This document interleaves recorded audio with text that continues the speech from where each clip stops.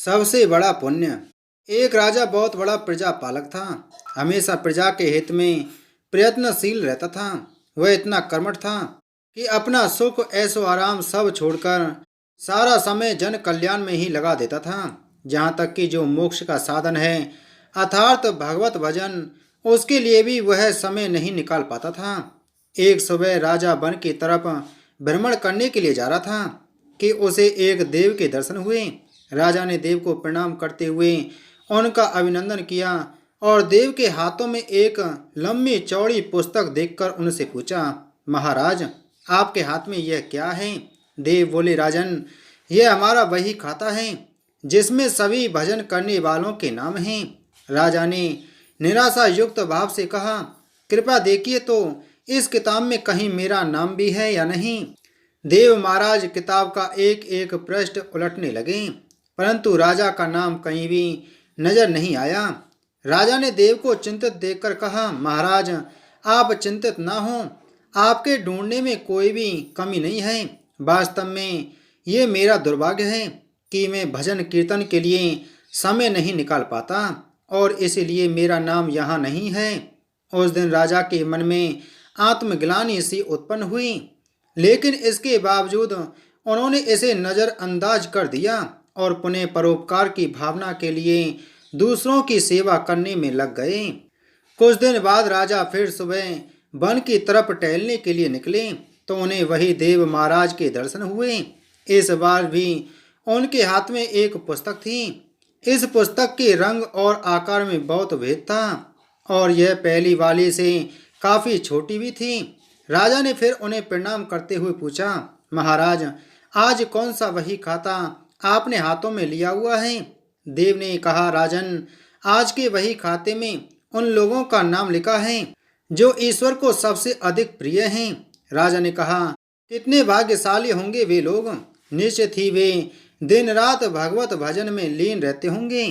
क्या इस पुस्तक में कोई मेरे राज्य का भी नागरिक है? देव महाराज ने वही खाता खोला और ये क्या पहले पन्ने पर पहला नाम राजा का ही था। राजा ने आश्चर्यचकित होकर पूछा, महाराज, मेरा नाम इसमें कैसे लिखा हुआ है? मैं तो मंदिर भी कभी कभार ही जाता हूँ। देव ने कहा, राजन, इसमें आश्चर्य की क्या बात है? जो लोग निष्काम होकर संसार की सेवा करते हैं, जो लोग संसार के उपकार में अपना जीवन अर्पण करते हैं, जो लोग मुक्ति का लोभ भी त्याग कर प्रभु के नेवल संतानों की सेवा सहायता में अपना योगदान देते हैं, उन त्यागी महापुरुषों का भजन स्वयं ईश्वर करता है।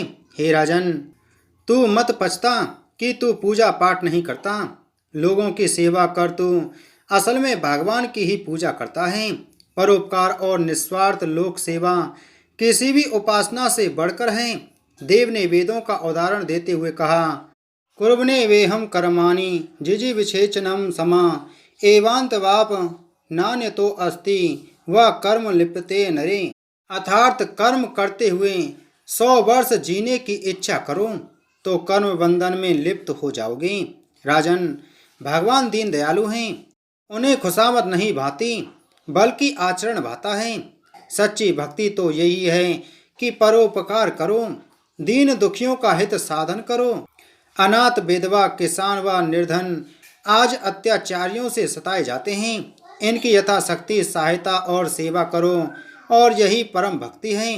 राजा को आज देव के माध्यम से बहुत बड़ा ज्ञान मिल चुका था और अब राजा भी समझ गया कि परोपकार से बड़ा कुछ भी नहीं और जो परोपकार करते हैं वही भगवान के सबसे प्रिय होते हैं। मित्रों, जो व्यक्ति निस्वार्थ भाव से लोगों की सेवा करने के लिए आगे आते हैं, परमात्मा हर समय उनके कल्याण के लिए यत्न करता है। हमारे पूर्वजों ने कहा भी है, परोपकाराय पुण्याय भवति, अर्थात दूसरों के लिए जीना, दूसरों की सेवा को ही पूजा समझकर कर्म करना, परोपकार के लिए अपने जीवन को सार्थक बनाना ही सबसे बड़ा पुण्य है। और जब आप भी ऐसा करेंगे तो स्वतः ही आप वह ईश्वर के प्रिय भक्तों में शामिल हो जाएंगे।